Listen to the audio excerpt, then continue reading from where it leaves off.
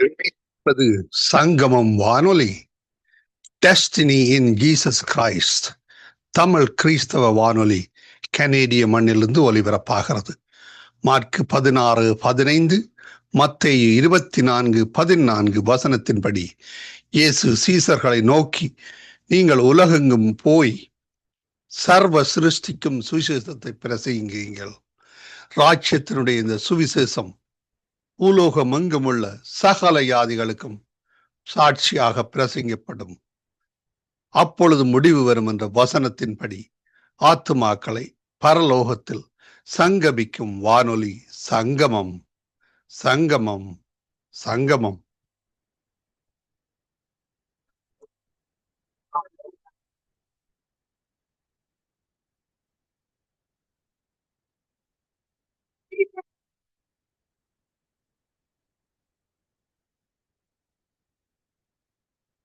லேவியராகமம் 24 பின்னும் கர்த்தர் மோசேயை நோக்கி, குத்து விளக்கு எப்பொழுதும் எரிந்து கொண்டிருக்கும்படி அதற்காக இடித்து பிழிந்த தெளிவான ஒலிவ எண்ணெயை இஸ்ரவேல் புத்திரர் உன்னிடத்தில் கொண்டு வரும்படி அவர்களுக்கு கட்டளையிடு.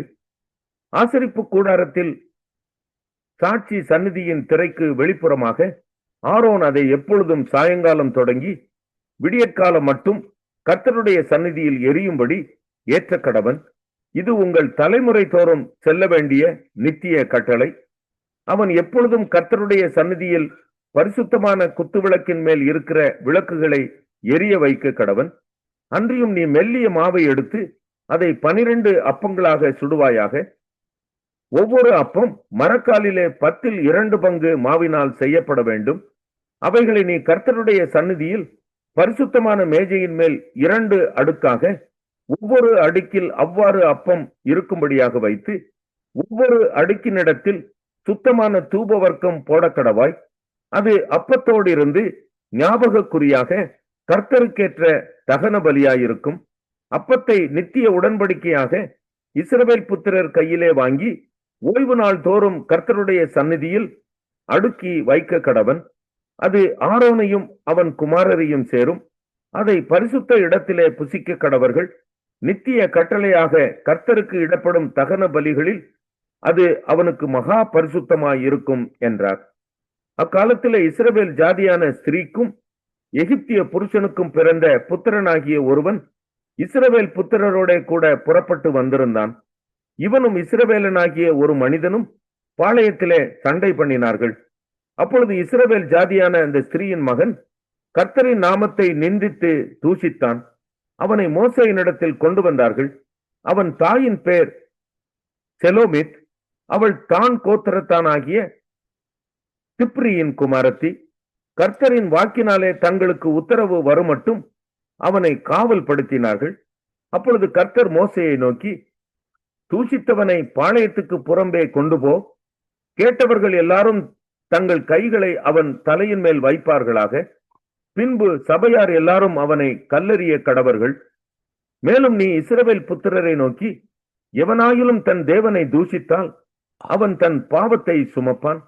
கர்த்தருடைய நாமத்தை நிந்திக்கிறவன் கொலை செய்யப்பட வேண்டும். சபையார் எல்லாரும் அவனை கல்லெறிய வேண்டும். பரதேசியானாலும் சுதேசியானாலும் கர்த்தரின் நாமத்தை தூஷிக்கிறவன் கொலை செய்யப்பட வேண்டும்.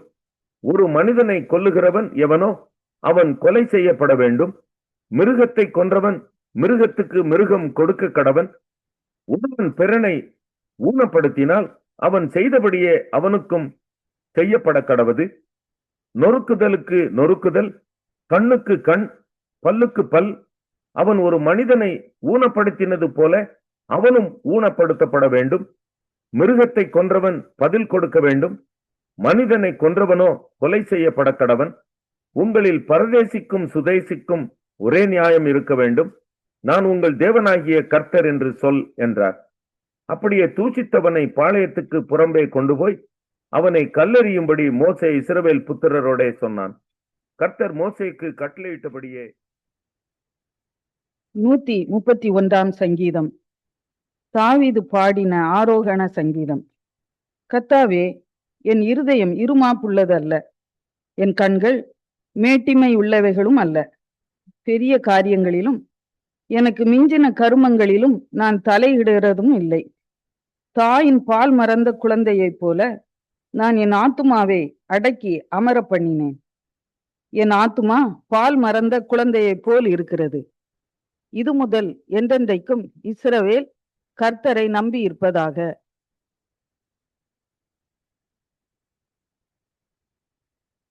132ஆம் சங்கீதம். ஆரோகண சங்கீதம். கர்த்தாவே, தாவீதையும் அவனுடைய சகல உபத்திரவத்தையும் நினைத்தருளும். அவன், நான் கர்த்தருக்கு ஒரு இடத்தையும் யாக்கோபின் வல்லவருக்கு ஒரு வாசஸ்தலத்தையும் காணும் மட்டும் என் வீடாகிய கூடாரத்தில் பிரவேசிப்பதும் இல்லை, என் படுக்கையாகிய கட்டிலின் மேல் ஏறுவதும் இல்லை. என் கண்களுக்கு நித்திரையையும் என் இமைகளுக்கு உறக்கத்தையும் வரவிடுவதும் இல்லை என்று கர்த்தருக்கு ஆணையிட்டு யாக்கோபின் வல்லவருக்கு பொருத்தனை பண்ணினான்.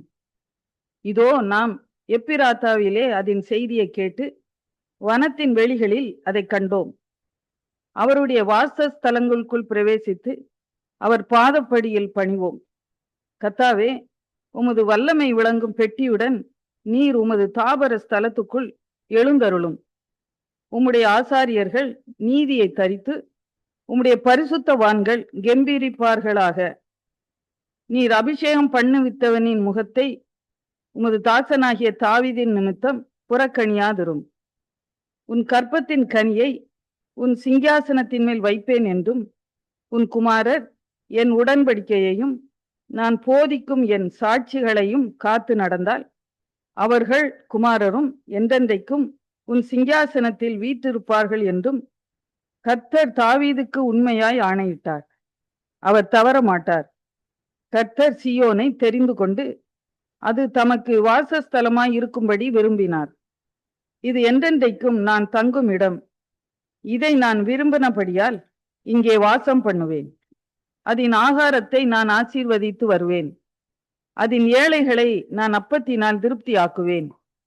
அதன் ஆசாரியர்களுக்கு இரட்சிப்பை உடுத்துவேன். அதில் உள்ள பரிசுத்தவான்கள் மிகவும் கெம்பீரிப்பார்கள். அங்கே தாவீதுக்காக ஒரு கொம்பை முளைக்க பண்ணுவேன். நான் அபிஷேகம் பண்ணுவித்தவனுக்காக ஒரு விளக்கை ஆயத்தம் பண்ணினேன். அவன் சத்துருக்களுக்கு வெட்கத்தை உடுத்துவேன். அவன் மீதிலோ அவன் கிரீடம் பூக்கும் என்றார்.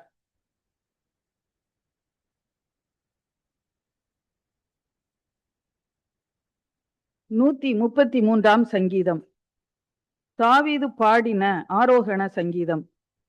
இதோ, சகோதரர் ஒருமித்து வாசம் பண்ணுகிறது எத்தனை நன்மையும் எத்தனை இன்பமும் ஆனது. அது ஆரோனுடைய சிரசின் மேல் ஊற்றப்பட்டு அவனுடைய தாடியிலே வடிகிறதும் அவனுடைய அங்கிகளின் மேல் இறங்குகிறதுமான நல்ல தைலத்துக்கும் எர்மோன் மேலும் சீயோன் பர்வதங்கள் மேலும் இறங்கும் பனிக்கும் ஒப்பாய் இருக்கிறது. அங்கே கர்த்தர் என்றென்றைக்கும் ஆசீர்வாதத்தையும் ஜீவனையும் கட்டளையிடுகிறார்.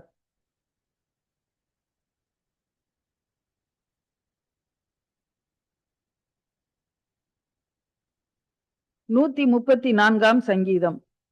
ஆரோகண சங்கீதம்.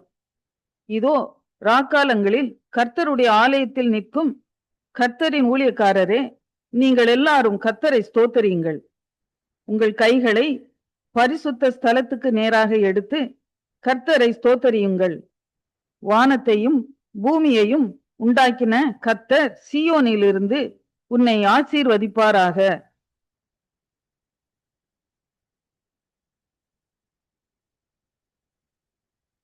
லூக்கா 7ஆம் அதிகாரம். அவர் தம்முடைய வார்த்தைகளை எல்லாம் ஜனங்களுடைய காதுகள் கேட்கும்படி சொல்லி முடித்த பின்பு கப்பர்நகூமுக்கு போனார். அங்கே 100க்கு அதிபதியாகிய ஒருவனுக்கு பிரியமான வேலைக்காரன் வியாதிப்பட்டு மரண அவஸ்தையாயிருந்தான். அவன் இயேசுவை குறித்து கேள்விப்பட்ட போது அவர் வந்து தன் வேலைக்காரனை குணமாக்க வேண்டும் என்று அவரை வேண்டிக் கொள்ளும்படி யூதருடைய மூப்பரை அவரிடத்தில் அனுப்பினான். அவர்கள் இயேசுவினிடத்தில் வந்து அவரை கருத்தாய் வேண்டிக் கொண்டு, நீர் இந்த தயவு செய்கிறதற்கு அவன் பாத்திரனாய் இருக்கிறான். அவன் நம்முடைய ஜனத்தை நேசிக்கிறான். நமக்கு ஒரு ஜெப ஆலயத்தையும் கட்டினான் என்றார்கள். அப்பொழுது இயேசு அவர்களுடனே கூட போனார். வீட்டுக்கு சமீபமான போது 100க்கு அதிபதி தன் சிநேகிதரை நோக்கி, நீங்கள் அவரிடத்தில் போய், ஆண்டவரே, நீர் வருத்தப்பட வேண்டாம். நீர் என் வீட்டு வாசலுக்குள் பிரவேசிக்க நான் பாத்திரன் அல்ல. நான் உம்மிடத்தில் வரவும் என்னை பாத்திரனாக எண்ணவில்லை. ஒரு வார்த்தை மாத்திரம் சொல்லும், அப்பொழுது என் வேலைக்காரன் சொஸ்தமாவான். நான் அதிகாரத்துக்கு கீழ்ப்பட்டவனாயிருந்தும் எனக்கு கீழ்ப்பட்டிருக்கிற சேவகரும் உண்டு. நான் ஒருவனை போ என்றால் போகிறான், மற்றொருவனை வா என்றால் வருகிறான், என் வேலைக்காரனை இதை செய் என்றால் செய்கிறான் என்று நான் சொன்னதாக சொல்லுங்கள் என்று அவர்களை அனுப்பினான். இயேசு இவர்களை கேட்டு அவனை குறித்து ஆச்சரியப்பட்டு திரும்பி தமக்கு பின் செல்லுகிற திரளான ஜனங்களை நோக்கி, இஸ்ரவேலருக்குள்ளும் நான் இப்படிப்பட்ட விசுவாசத்தை காணவில்லை என்று உங்களுக்கு சொல்லுகிறேன் என்றார். அனுப்பப்பட்டவர்கள் வீட்டுக்கு திரும்பி வந்தபோது வியாதியாய் கிடந்த வேலைக்காரன் சுகமடைந்திருக்கிறதை கண்டார்கள். மறுநாளிலே அவர் நாயேன் என்னும் ஊருக்கு போனார். அவருடைய சீஷர் அநேகரும் திரளான ஜனங்களும் அவருடனே கூட போனார்கள். அவர் ஊரின் வாசலுக்கு சமீபித்த போது மரித்து போன ஒருவனை அடக்கம் பண்ணும்படி கொண்டு வந்தார்கள். அவன் தன் தாய்க்கு ஒரே மகனாயிருந்தான். அவளோ கைம்பெண்ணாயிருந்தாள். ஊராரில் வெகு ஜனங்கள் அவளுடனே கூட வந்தார்கள். கர்த்தர் அவளை பார்த்து அவள் மேல் மனதுருகி அழாதே என்று சொல்லி கிட்ட வந்து பாடையை தொட்டார். அதை சுமந்தவர்கள் நின்றார்கள். அப்பொழுது அவர், வாலிபனே எழுந்திரு என்று உனக்கு சொல்லுகிறேன் என்றார். மரித்தவன் எழுந்து உட்கார்ந்து பேசத் தொடங்கினான். அவனை அவன் தாயினிடத்தில் ஒப்புவித்தார். எல்லாரும் பயமடைந்து, மகா தீர்க்கதரிசியானவர் நமக்குள்ளே தோன்றி இருக்கிறார் என்றும் தேவன் தமது ஜனங்களை சந்தித்தார் என்றும் சொல்லி தேவனை மகிமைப்படுத்தினார்கள். இந்த செய்தி யூதேயா தேசம் முழுவதிலும் சுற்றி இருக்கிற திசைகள் யாவற்றிலும் பிரசித்தமாயிற்று. இவைகளை எல்லாம் யோவானுடைய சீஷர்கள் அவனுக்கு அறிவித்தார்கள். அப்பொழுது யோவான் தன் சீஷரில் 2 பேரை அழைத்து, நீங்கள் இயேசுவினிடத்திற்கு போய், வருகிறவர் நீர்தானா அல்லது வேறொருவர் வர காத்திருக்க வேண்டுமா என்று கேளுங்கள் என்று சொல்லி அனுப்பினான். அந்தபடி அவர்கள் அவரிடத்தில் வந்து, வருகிறவர் நீர்தானா அல்லது வேறொருவர் வர காத்திருக்க வேண்டுமா என்று கேட்கும்படி யோவான் ஸ்நானன் எங்களை உம்மிடத்திற்கு அனுப்பினார் என்றார்கள். அந்த சமயத்திலே நோய்களையும் கொடிய வியாதிகளையும் பொல்லாத ஆவிகளையும் கொண்டிருந்த அநேகரை அவர் குணமாக்கி அநேகம் குருடருக்கு பார்வை அளித்தார். இயேசு அவர்களுக்கு பிரதியுத்தரமாக, நீங்கள் போய் கண்டவைகளையும் கேட்டவைகளையும் யோவானுக்கு அறிவியுங்கள். குருடர் பார்வை அடைகிறார்கள், சப்பானிகள் நடக்கிறார்கள், குஷ்டரோகிகள் சுத்தமாகுகிறார்கள், செவிடர் கேட்கிறார்கள், மரித்தோர் எழுந்திருக்கிறார்கள், தரித்திரருக்கு சுவிசேஷம் பிரசங்கிக்கப்படுகிறது. என்னிடத்தில் இடர் அடையாதிருக்கிறவன் எவனோ அவன் பாக்கியவான் என்றார். யோவானுடைய தூதர்கள் போன பின்பு அவர் யோவானை குறித்து ஜனங்களுக்கு சொன்னது என்னவென்றால், எதை பார்க்க வனாந்திரத்திற்கு போனீர்கள்? காற்றினால் அசையும் நாணலையோ? அல்லவென்றால் எதை பார்க்க போனீர்கள்? மெல்லிய வஸ்திரம் தரித்த மனுஷனையோ? அலங்கார வஸ்திரம் தரித்து செல்வமாய் வாழ்கிறவர்கள் அரசர் மாளிகைகளிலே இருக்கிறார்கள். அல்லவென்றால் எதை பார்க்க போனீர்கள்? தீர்க்கதரிசியையோ? ஆம், தீர்க்கதரிசியை பார்க்கிலும் மேன்மை உள்ளவனையே என்று உங்களுக்கு சொல்கிறேன். இதோ நான் என் தூதனை உமக்கு முன்பாக அனுப்புகிறேன். அவன் உமக்கு முன்னே போய் உமது வழியை ஆயத்தம் பண்ணுவான் என்று எழுதிய வாக்கியத்தால் குறிக்கப்பட்டவன் இவன்தான். ஸ்திரீகளிடத்திலே பிறந்தவர்களில் யோவான் ஸ்நானனை பார்க்கிலும் பெரிய தீர்க்கதரிசி ஒருவனும் இல்லை. ஆகிலும் தேவனுடைய ராஜ்யத்தில் சிறியவனாய் இருக்கிறவன் அவனிலும் பெரியவனாய் இருக்கிறான் என்று உங்களுக்கு சொல்லுகிறேன் என்றார். யோவானுடைய உபதேசத்தை கேட்ட ஆயக்காரர் முதலான சகல ஜனங்களும் அவனாலே ஞானஸ்நானம் பெற்று தேவன் நீதிபரர் என்று அறிக்கையிட்டார்கள். பரிசேயரும் நியாய சாஸ்திரிகளுமோ அவனாலே ஞானஸ்நானம் பெறாமல் தங்களுக்கு கேடுண்டாக தேவனுடைய ஆலோசனையை தள்ளிவிட்டார்கள். பின்னும் கர்த்தர் சொன்னது, இந்த சந்ததியை யாருக்கு ஒப்பிடுவேன்? இவர்கள் யாருக்கு ஒப்பாய் இருக்கிறார்கள்? தந்தை வெளியில் உட்கார்ந்து ஒருவரை ஒருவர் பார்த்து, உங்களுக்காக குழல் ஊதினோம், நீங்கள் கூத்தாடவில்லை, உங்களுக்காக புலம்பினோம், நீங்கள் அழவில்லை என்று குறை சொல்லுகிற பிள்ளைகளுக்கு ஒப்பாயிருக்கிறார்கள்.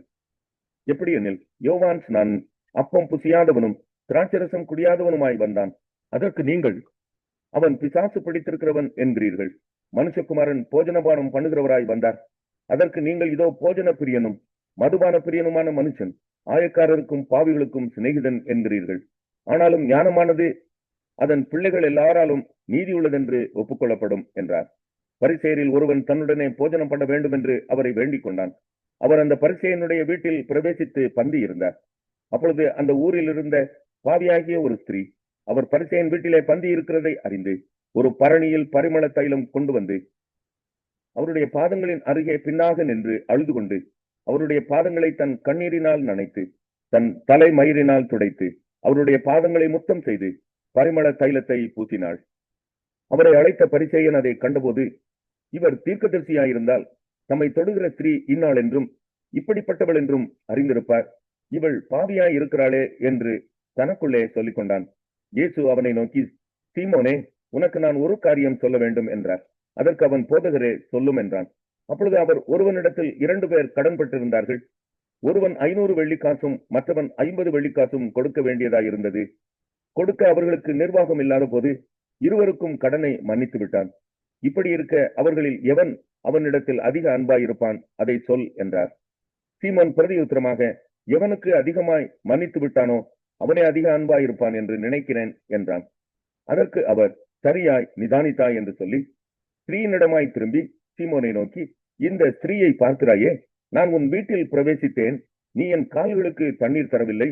இவளோ கண்ணீரினால் என் கால்களை நனைத்து தன் தலை மயிரினால் அவைகளை துடைத்தாள். நீ என்னை முத்தம் செய்யவில்லை. இவளோ நான் உட்பிரவேசித்தது முதல் என் பாதங்களை ஓயாமல் முத்தம் செய்தாள். நீ என் தலையில் எண்ணெய் பூசவில்லை. இவளோ என் பாதங்களில் பரிமள தைலம் பூசினாள். ஆதலால் நான் உனக்கு சொல்லுகிறேன், இவள் செய்த அநேக பாவங்கள் மன்னிக்கப்பட்டது, இவள் மிகவும் அன்பு கூர்ந்தாளே. எவனுக்கு கொஞ்சம் மன்னிக்கப்படுகிறதோ அவன் கொஞ்சமாய் அன்பு கூறுவான் என்று சொல்லி அவளை நோக்கி, உன் பாவங்கள் மன்னிக்கப்பட்டது என்றார். அப்பொழுது கூட பந்தி இருந்தவர்கள், பாவங்களை மன்னிக்கிற இவன் யார் என்று தங்களுக்குள்ளே சொல்லிக் கொண்டார்கள். அவர் ஸ்திரீயை நோக்கி, என் விசுவாசம்